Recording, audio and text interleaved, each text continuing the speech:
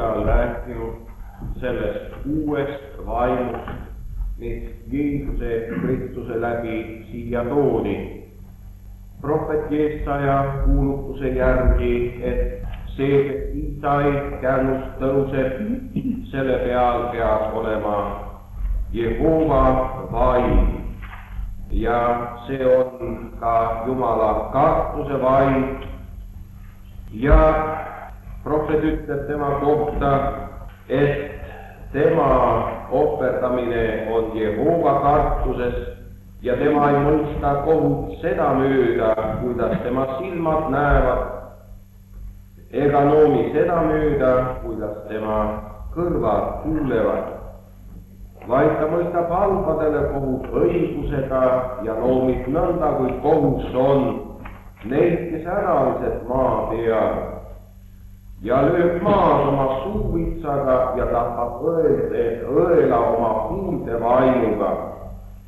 Ja õigus on kui vöö tema niuete ümber ja tõsidus kui vöö tema kuusade ümber. See sõna ütleb meile, et Messias on ka õiguse vaimu kandja. Õigus on kui vöö tema niuete ümber. Inimesed on ikka otsinud õigust, sellepärast, et neile sageli tundub, et nendega ei tehta õigust. Ja selle üle on väga palju kurtmist, et minuga ei käituta mitte õieti ühes või teises osas. Ja õiguse jalule seadmiseks on siis inimesed loonud terve hulga asutusi, valitsuse võimu, õiguse nõuandlaid kohtuid ja muid. Ja igal maal on loodud lõpmata palju seadusi, antud määrusi ja juhendeid, kuidas õigust hoida alles. Ja nii teame ka, et Iisraeli rahva juures oli oma seadused valitsemas, käsuõpetus, mis korraldas siis inimeste vahelisi suhteid. Kuid kõigist nendest arutu hulkadest seadustest, juhenditest, määrustest hoolimata on ikka inimestel see tunne, ja see tunne ei ole vale, et nad ei saa vajalikku õigust. Ja seda ka Iisraelis, Jumala rahva juures. Ja mitte ainult rahvas ei vaatanud asjale nii, vaid prohvetid pidid manitsema korduvalt nii rahva ülemaid kui ka rahva liikmed, et nad õiguse pööravad kõveraks. Ja et selle tagajärjel tulevad Jumala kohtud, eriti aga nõdrad ja vaesed, nagu nad ikka on kannatanud selle ebaõigluse all. Need, kelle käes on võim, kelle käes on rikkus, nemad ei tunne ennast olevat seotud õiguse normidega, mis ka on antud. Kui keegi ka otsis õigust ja juhtis õigusele tähelepanu ühe võimukandja ees, siis ta ütles lihtsalt: meie käes on võim, meie ees on võim ja meie taga on võim. Ja teil ei ole mingisugust õigust siin loota. Ja nii on see sageli toimunud. Prohvet näeb, kui tuleb Messias, tema mõistab kohut õiguses. Tuleb aeg, kus õigus maa peal valitseb. Ja see lootus rõõmstab tema südant. Ja muidugi sellega koos täituvad paljude inimeste ootused. Kuid kui Jeesus tuli siia maailma, siis paistis, et see prohveti kuulutus ei läinud teps täide. Juba väikese beebina pidi ta kannatama selle maailma ülekohtu ja ebaõigluse all. tema ei olnud teinud veel mingit kurja ega saanud teha, aga juba rikkus tema üle surmaotsus ja Herodese türannia all hävisid paljud süütud. Kui Jeesus hakkas teotsema, siis paljud ootasid, et tema paneb õiguse maa peal maksma. Ja et seda maksma panna, selle eelduseks on paratamatult see, et Jeesus pidi endale vastava võimu saama. Ja see oli rahva usk, et taevas tuleb Messiale ise appi ja aitab tal õiguse siin kehtima panna. Sellepärast paljud ootasidki, Messiad tulevad taevapilvedel, suure sõjaväe hulkadega, aga kui karjad nägid sõjaväe hulkasid, siis need laulsid seal rahumaa peal inimestest hea meel.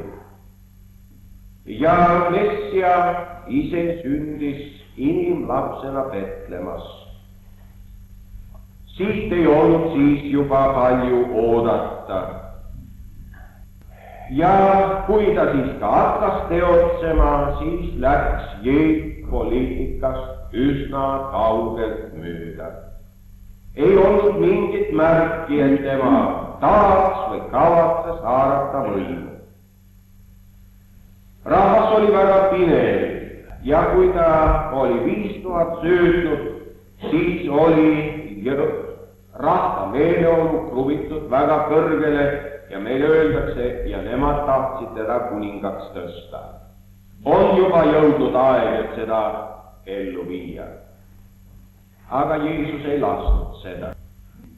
Jeesus küll ka pidulikul rongikäigul lähenes Jeruusalemmale kui kuningas, aga mitte sõjaratsu seljas, hobuse väehulkadega, vaid eesli seljas. Ja eesliga ei ole iialgi keegi sõdinud. Tema on olnud ikka rahu sümboliks. Ja kõige kurvem on see, et Jeesus ise pidi surema selle maailma üle kohtumõistmise tagajärjel. Teda süüdistatakse võimu haaramise kavatsustes, mida ei ole tal iialgi olnud. Ja juutide kohtupidamisel rikuti kõike seadusi ja käsunõudeid, mis neil iial oli.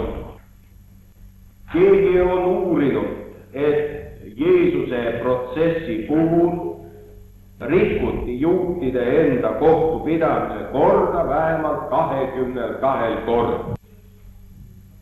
Selle lühikese aja jooksul ja kuulus Rooma õigus pöörati hoopis tagurpidi, sellepärast et Pilatus mõistis täiesti teadlikult surma süütu inimese, kelle kohta ta deklareeris avalikult, mina ei leia tema juurest ühtegi süü.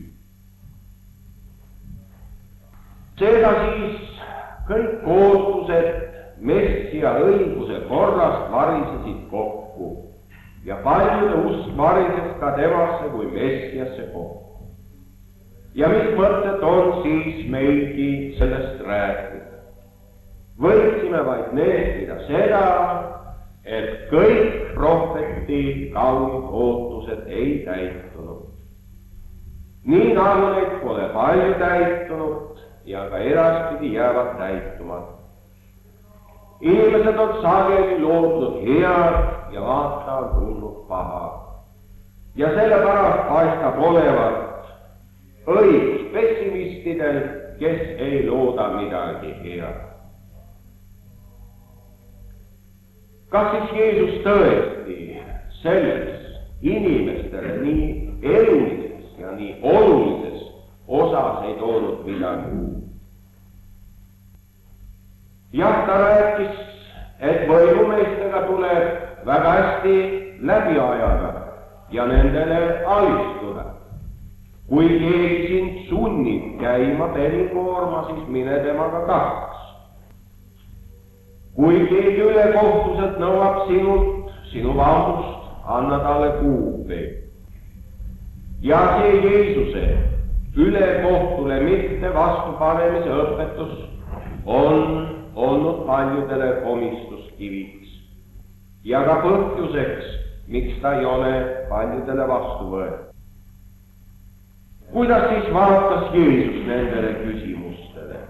Kas ta siis nendele asjadele ei omista mingit tähelepanu? Kas siin maailmas valitseb õigus või ei valitse? Kuidas inimeste vahelised suhted on? Mis päästja siis ta on, kui ta ei ole tulnud inimkonda päästma tema õigusetusest? See on tõsi, Jeesus ei tulnud korraldama maapealset seadusandlust ja kohtupidamise korda. Kirjatundjad ootasid mõnevõrra temalt ka seda, sest nad tundsid, et kõigist nendest käskudest, mida nad olid küll üksikasjalikult välja töötanud, olid ikkagi augud sees. Aga Jeesus ei püüdnud neid aukusid parandada. Ta otsekohe ütles, et tema ei ole tulnud seda vana kuube lappima, käsuseaduse kuube ja tema õpetuse värske vein ei sobi mitte nendesse vanadesse nahkastetesse. Mis oli siis see tema uus? Ta ütles senise korra kohta, kui teie õigus ei ole ülem kui kirjatundjate variseride õigus, siis ei saa teie taevariiki. Nii Jeesus vaatas mingit ülemale õigusele. Nii nagu tema paljudele küsimustele lähenes hoopis teisest küljest, nii lähenes ta ka sellele küsimusele hoopis teisest vaatenurgast. Inimkonna häda tuleb ravida põhjalikumalt ja sellepärast Jeesus algas seda peale algusest peale. Läks õiglusetuse juurde, mitte ainult neid ohakaid peab kuidagi ära lõigata vähemaks, vaid on tarvis juured välja kiskuda. Mis on siis maailma ebaõigluse põhjus? Kas puudulikud seadused või halvad valitsused või mitteõiglased kohtunikud või on puudused õpetuses? Ei, kõik on hea, aga ülekohtu põhjused on iga inimese südames endas. Ta ütles, vanarahval on öeldud, sina ei tohi mitte tappa, sa ei tohi abielluda, ei tohi varastada, nii edasi. Aga mina ütlen teile, kes ilmaasjata viha kannab oma venna peale, see on inimese tapja. Sest iga tapmine algab vihkamisest peale, hakkab inimese südamest peale. Ja mis sellest on kasu, kui meie tapja ka ära tapame, aga vihkamisele vastu ei astu. Niisiis, mitte see ebaõigus, mis siin maailmas valitseb, ei tulene halbadest valitsejatest, et meie vajame siin paremaid ja meie vajame uusi seadusi, paremaid kohtunikke, õiglasemat kohtupidamise korda, väga häid juriidilisi nõuanded ja nii edasi, vaid kurjus tuleb hävitada inimeste südamest. Kui inimese südames valitseb armastus, siis ta ei saa ju teisele teha halba ja ülekohtu. Ja ükski seadus, nii täiuslik kui ta ka on, ei saa hoida inimest teisele halba tegemist. Ta võib kas või kurja pilguga teisele vaadata, ta võib teda ikka nii väljendada, et ükski seaduse hammas ei hakka talle peale ja lõpuks, kui ta hakkab, ega seegi parane. Kõik need püüdlused olid enne Jeesust läbi kukkunud, nad olid kukkunud Jeesuse ajal läbi ja ka kuulus Rooma õigus ei suutnud siin midagi paranemist tuua. kui meie väga siirad oleme ja avasilmadega olukorda vaatame, siis peame ütlema, et Jeesusel oli õigus. Inimese ülekohtu ja kurjuse juured on tema enese südames, tema tahtes. Ja sellepärast Jeesus, nii ütleme, seaduste ja juhendite osas ei andnud midagi erilist uut, vaid võttis kokku selle väga lihtsatesse väljendustesse. Ja ühe tema väljendas mäejutluses juba väga selgelt ja see on kõik, mis teie tahate, et inimesed teile peaksid tegema, seda tehke neile. Ja veel täiustikumas vormis ta vastas ühele käsutundjale, armasta oma ligimest nagu iseennast.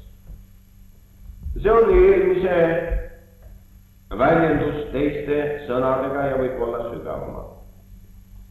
Ja ta lisas ise juurde, selles on koos kogu käsk ja kogu prohvet. See tähendab, selles on kogu seadusandlus saanud täiustikuks ja kõik need prohvetite ootused ka õiguse valitsemises. Kaasa arvatud muidugi ka seesama prohvet Jesaja kuulutus ja ootus.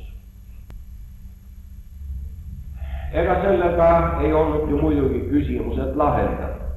Kui Jeesus näitas, et inimese südamest tulevad välja kurjad mõtlemised, kurjad kavad, kurjad sõnad ja need on kõigi tegude algus.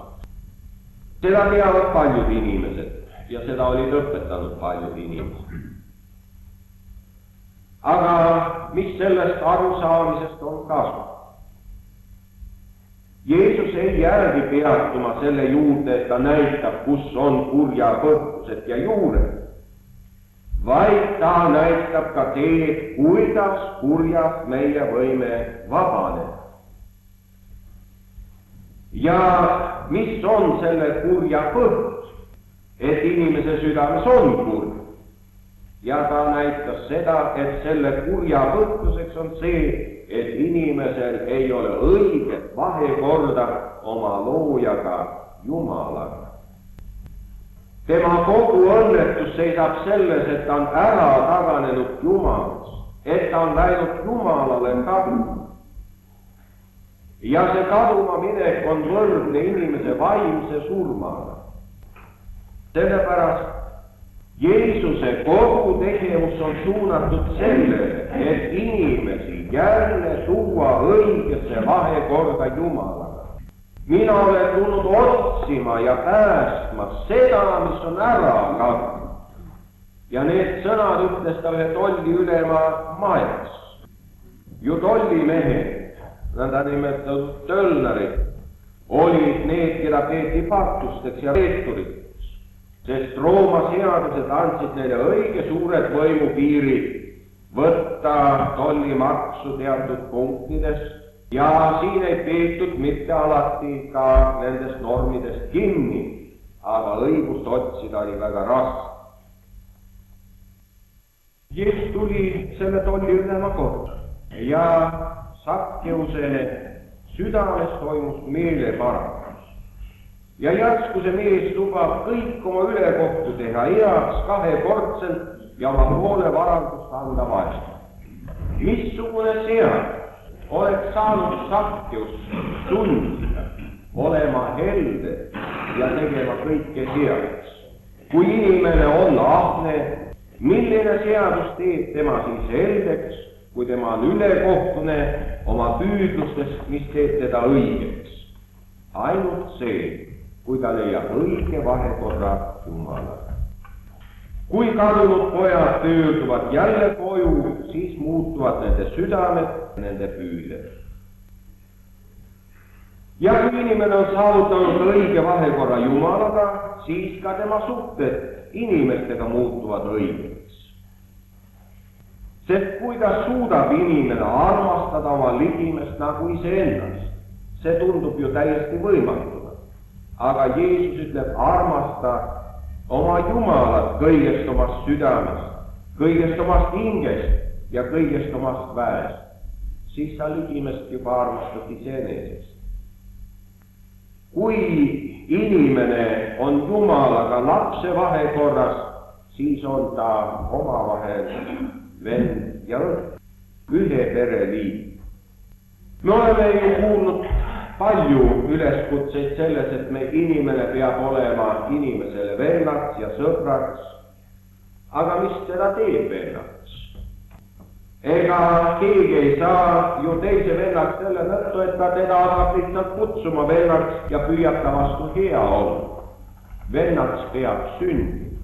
Ja nii ka Jeesus ütles, kes ei sünni mitte uuesti ja selle läbi sa Jumala lapseks seisa taevariiki, see ei saa olla vend. Parandus peab tulema samas järjekorras, milles toimus langus. Kui inimene kaotas õige suhte Jumalaga, siis kippus vend vennale kallale ja tappis teda ära. Ja Kainile öeldi, sinu patt magab sinu ukse ees ja tema ilu käib sinu peale. Ja ta teeb sind oma orjaks. Aga mis siis kõiges selles oli Jeesusel kui Messial? Et sedasama tõde ju oli ka prohvetid kuulutanud. Seesama Jeesaja, kui me avame esimese peatüki, kutsub rahvast üles meeleparandusele, uuendusele ja näitab ka, et kõiges selles on inimeste vea, mida Jeesus tõi uut enda. Uus oli see, et inimesed saavad Jeesuse kaudu Jumalaga õige vahekorda. Kes temasse usuvad, neile andis tema meelevalla Jumala lasteks saada. Jeesus murdis selle paktu ja kurjuse jõu ja lunastas inimest. Jumal oli Jeesuse Kristuse sees ja lepitas maailma iseenesega ära, ütleb apostel Paulus. Lepitus Golgata ohvri surma läbi kuulub vaimumaailma saladuste juurde, aga ta on tõsiasi. Sellepärast võis Paulus öelda Jeesuse kohta, tema on saanud meile õiguseks. Jeesuse läbi vastab Jumal inimesele kui õige. See on inimese õigeks mõistmine armus. Ja nüüd omab see õigus hoopis teise sisu ja tähendus. See on ülem kui kõik seaduse anduse kokku õigus. Sest inimene on siin õigeks tehtud ja tema armastab õigust. Tema on õiguse vaimuga täidetud. Jumala kartus on tema südames. Ja nii ka ei ole tänapäeval Kristuse järelkäijate püüd mitte õigust saavutada võimuvahendite kaudu, vaid evangeeliumi kuulutuse kaudu. Inimesi kutsuda Jumalaga ennast ära lepitama. Me oleme käsu Kristuse asemel ja palume teid, andke siis Jumalaga ära lepita.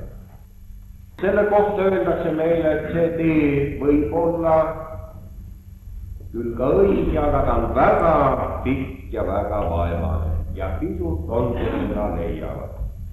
2 aastatuhande jooksul on siiski see õigus jäänud väga vähe teostatud. Jah, kahjuks on see kõik õige. Aga kas me peame sellest tõest ära pöörduma lihtsalt sellepärast, et paljud ei käi selle järel ja ei võta seda omaks. See 2 aastatuhandet on näidanud, et ka mingisugust teist paremat teed ei ole olemas. Ja sellepärast kuulutakse ka nende jõulude all igal pool meeleparandust, lepitust Jumalaga ja seda, et Jeesus Kristus on saadetud päästjaks ja lepitajaks siia maailma. Ja me näeme, kuidas maailma oma püüdlustes on jõudnud pankrotti. Me ei leia enam, et nõutakse nii palju uusi ja täiendavaid seadusi, kui palju enam räägitakse uuest inimesest, kellel ei oleks tahet mitte seadusi rikkuda, vaid kes on tõesti oma kaasinimesele vennaks. Ja kui maailma püüdlused läbi kukuvad, siis on Jumala riigil oma sõna öelda ja me usume, et seegi aeg seisab ukse ees. Kui võrra see õigus siin maa peal teoks saab, me ei tea. Kristlased on ikka uskunud seda, et jõuab ka aeg, millal õigus täielikult valitseb, Kristuse õigus siin maa peal ja tema valitsus teostub. Aga ühte me teame, et igaveses taevariigis see teostub. Pühakiri räägib meile sellest maast, kus õigus sees elab. Siin maa peal ei ole mitte õigust selle sees. Selle poole ainult püütakse. Ja nende inimeste suhtes, kes Kristuse õigust ei tunne, tuleb kasutada ikka vanu vahendeid ja pühakiri ei eita nende kasutamist, vaid ütleb, et ka need ülemad on seatud Jumalast ja nad ei kanna mõõt ka ilmaasjad. Aga meie püüame selle kõrgema õiguse poole, mida prohvet nägi Jeesuses teostavad, kuulutame seda ja valitsegu see õiguse vaim meie südames, et meie selle kandjad võiksime olla siin maailmas.